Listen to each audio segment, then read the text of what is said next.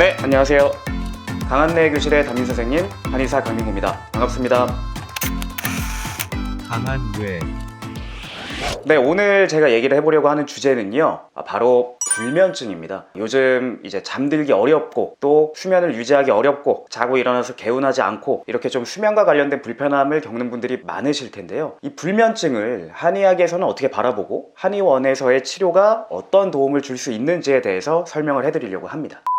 자, 그럼 불면증으로 치료받아야 되는 기준은 무엇이냐? 잠을 4시간 이하로 잘 때, 혹은 자다가 새벽에 여러 번 깰 때, 물론 그런 것도 기준이 될 수 있겠습니다만 가장 중요한 것은 밤에 잠을 잘 자지 못한 것 때문에 낮에 활동을 하는 것이 어렵고 불편함을 겪는 것, 즉 주간의 일상생활이 방해받을 경우에는 수면과 관련된 치료가 필요하다라고 볼 수가 있겠습니다. 그럼 한의원에서는 이 불면증 환자에게 어떤 치료를 하느냐? 사실 한의원에서 불면증 환자의 치료적인 접근을 할 때 저는 개인적으로 치료 방향에 순서를 둡니다. 첫 번째는 아까 말씀드렸듯 낮에 활동을 할 때 불편한 것, 그리고 피곤하거나 아침에 일어날 때 개운하지 못한 것, 이런 부분들을 개선하는 게 첫 번째라고 보여지고요. 그리고 두 번째는 자다가 깨는 횟수 혹은 수면이 잘 유지되는지, 이 수면 유지가 두 번째, 그리고 마지막으로 세 번째가 잠에 드는 것, 즉 입면이 좀 더 원활해지는 것, 이것을 이제 치료 포인트로 생각을 합니다. 자, 그럼 한의학적으로 불면증을 치료할 때 크게 이제 두 패턴으로 나눠서 볼 수 있거든요. 이걸 이제 예시로 한번 들어볼 테니까 여러분들께서도 한번 같이 봐주시면 좋을 것 같아요. 동반되는 증상을 통해서 분류를 다양하게 나눌 수 있습니다만 오늘은 두 가지만 예시를 들어서 설명을 해드리도록 하겠습니다.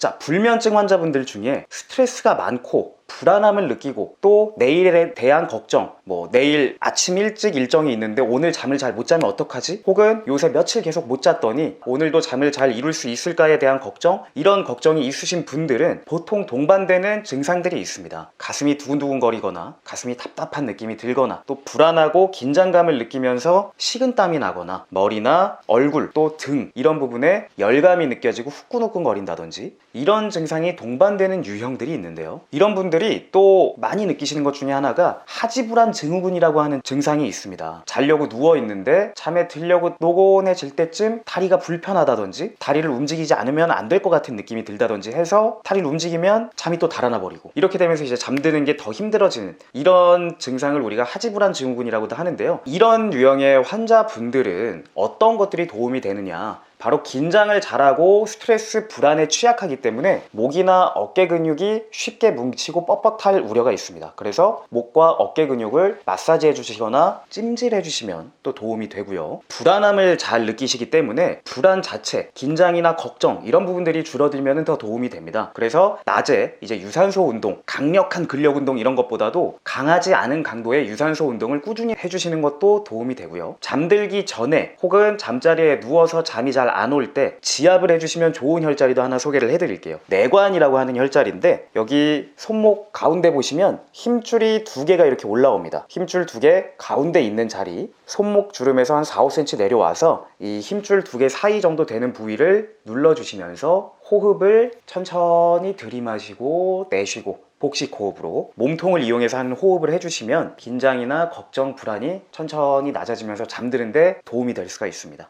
이런 유형의 분들은 근육 긴장 완화, 유산소 운동, 그리고 호흡을 하면서 내관혈 지압 이렇게 같이 해보시면 도움이 될 수가 있겠고요. 또 한 가지는 수면 패턴 자체가 안 좋아져 있는 경우입니다. 예를 들면 주 야간 교대 근무가 그럴 수도 있겠고요. 혹은 노화 현상에 따라서 수면 시간이 단축되거나 수면 패턴이 달라지거나 조기 기상하시는 경우 아침잠 없어졌다 이렇게 표현들 하시잖아요. 이런 경우 역시도 수면 패턴이 좀 어그러져 있다라고 볼 수가 있겠거든요. 이런 유형의 분들 같은 경우에는 일주기와 관련된 치료를 하면 도움이 됩니다. 사실 이 일주기라고 하는 건 서카디안 리듬이라고도 하는데요. 몇 년 전 이 노벨상 과학자들의 연구 주제이기도 했어요. 이게 뭐냐면 우리 몸 안에는 생체 시계가 있어서 내가 시계를 보지 않아도 하루를 대략 24시간에 맞추어서 생활을 해나간다는 얘기입니다. 그래서 언제 배고픔을 느껴서 밥 먹어야 되고 언제 졸려서 자야 되고 이런 것들인데 수면 패턴 자체가 좀 어그러져 있는 분들 같은 경우에는 이 생체 시계도 고장이 나 있겠죠. 그렇기 때문에 이 생체 시계를 되돌리거나 올바르게 만드는 게 중요한데, 이때 가장 중요한 요소로 작용하는 것이 햇빛을 쬐는 겁니다. 우리 몸에는 이 햇빛을 받아들이는 수용기들이 생체 시계에 영향을 주기 때문에 햇빛을 쬐는 것이 생체 시계를 고치는데 가장 효과적인 방법이 되기도 합니다. 그래서 이게 첫 번째고요. 두 번째는 우리 한의학에서 보면 뭐 음기양기 해가지고 하루 일주기가 어떻게 돌아가고 이런 것들을 이제 쭉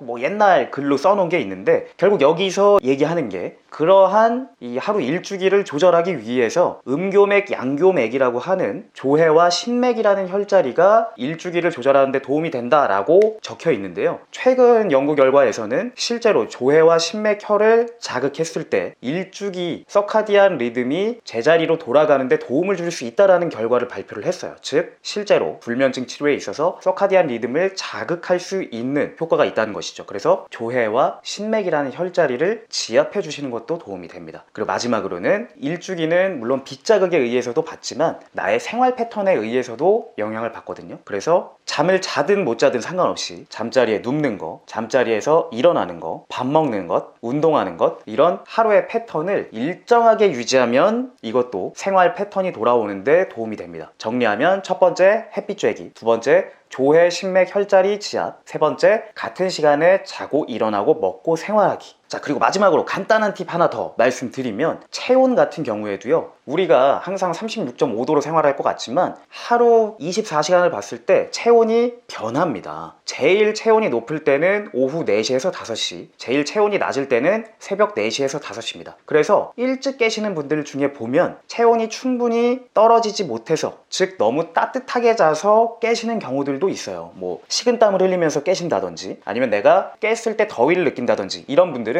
너무 따뜻해서 깨실 수도 있으니까 온도를 적절히 유지하는 게 필요할 수도 있고요. 혹은 낮에 내가 체온을 충분히 높이지 않아서 잠에 들기 어려운 경우도 있을 수 있으니 낮에 유산소 운동을 하는 것이 그런 쪽으로도 도움이 될 수가 있겠고, 혹은 저녁 시간에 샤워 또는 반신욕을 함으로써 의도적으로 체온을 높였다가 살짝 떨어지게끔 하면 또 우리 몸이 잠을 잘 시간이라는 것을 간접적으로 알려줄 수 있는 방법이 되기도 합니다.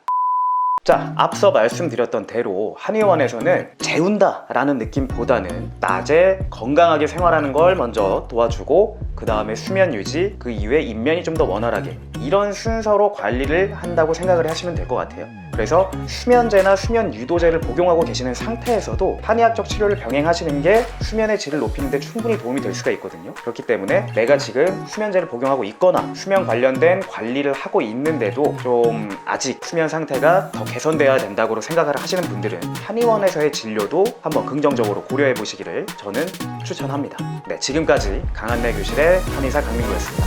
감사합니다. 강한뇌